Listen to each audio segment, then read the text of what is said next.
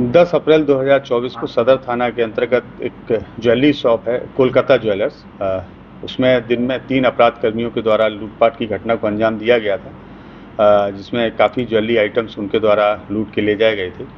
इसी घटना के आलोक में एक एसआईटी बनाई गई थी, जो सिटी एसपी उनके नेतृत्व में बनाई गई थी, और डीएसपी टाउन 2 और एसपी टाउन और हम लोगों की जो डीआईयू की टीम है और सदर थाने की टीम इसमें लगातार होमवर्क कर रही थी। और इस इन्वेस्टिगेशन के लिए हम लोगों ने पूरे शहर में लगभग 200 से ज़्यादा जो कैमरे हैं सीसीटीवी उन पे काम किया,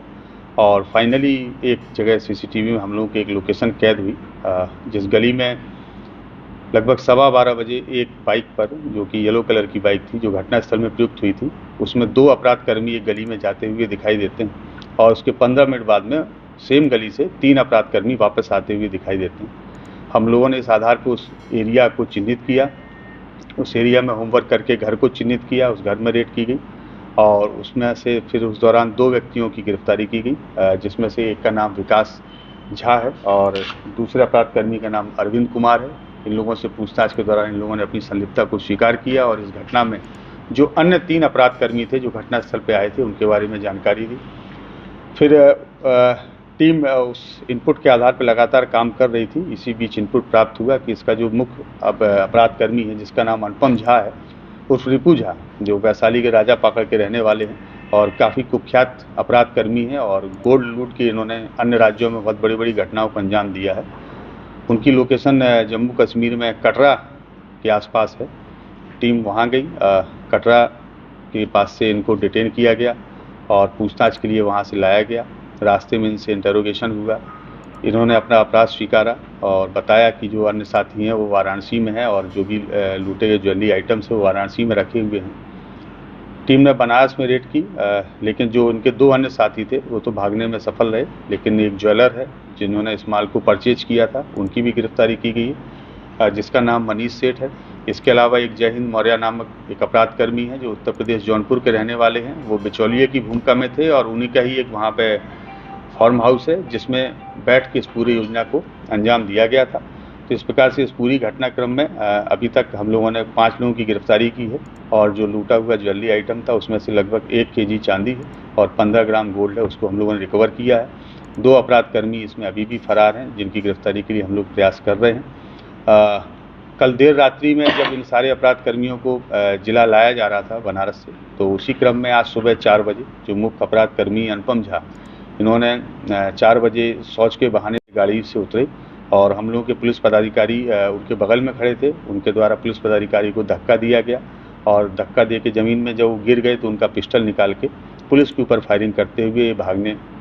की कोशिश करने लगे। लगभग 8 राउंड गोली उनके द्वारा चलाई गई, जिसमें से 2 बुलेट्स हम लोगों की जो गाड़ी है उसके ऊपर लगे हैं। पुलिस के द्वारा भी आत्मरक्षा नियंत्रित फायरिंग की गई चेतावनी देके, जिसमें से 2 गोली अपराधकर्मी अनुपम झा के पैर में लगी हैं, वो अभी इलाजरत हैं। जम्मू कश्मीर से कहीं और भागने का प्रयास नहीं करते? नहीं, जम्मू कश्मीर वो एक्चुअली गए थे धार्मिक प्रयोजन से, एक धार्मिक उद्देश्य से वहाँ दर्शन करने गए थे माता वैष्णो देवी के, और जब वहाँ से वो नीचे उतर रहे थे उस समय पुलिस के द्वारा इनको डिटेन किया गया है,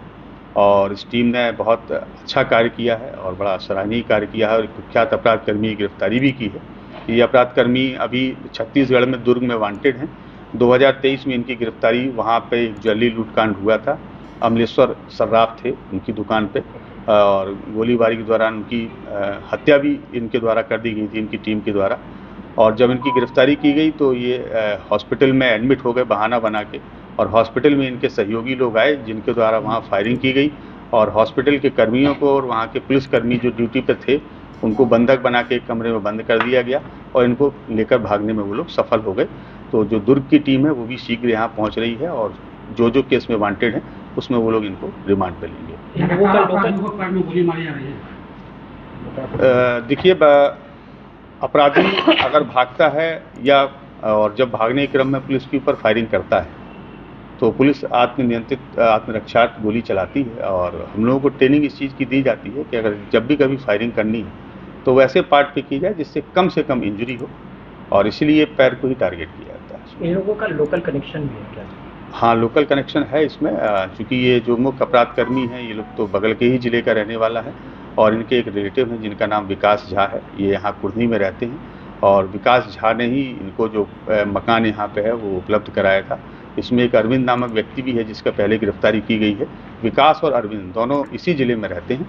और उन्होंने ही इसमें लाइनर की भूमिका निभाई। और कहीं भी इन लोग के ऊपर मामले दर्ज हैं क्या? हाँ, इनका एक काफ़ी लंबा आपराधिक इतिहास है जो मैं आप लोगों के साथ शेयर कर रहा हूँ। इनके ऊपर टोटल 7 केस हैं, जिसमें से एक केस जो सदर थाने में लूटपाट हुई थी वो है, और इसके अलावा बाकी केस जो है वो छत्तीसगढ़ में रायपुर ज़िले में है और दुर्ग ज़िले में है। रायपुर में भी एक बार जब इनको एक केस के लिए पेशी के लिए ले जाया जा रहा था कोर्ट में, तो वहाँ भी ये न्यायालय से भागने में सफल हुए थे। और ये टीम ने काफ़ी अच्छा कार्य किया है, इसलिए टीम को आप लोगों के समक्ष ही 31,000 रुपये से मैं पुरस्कृत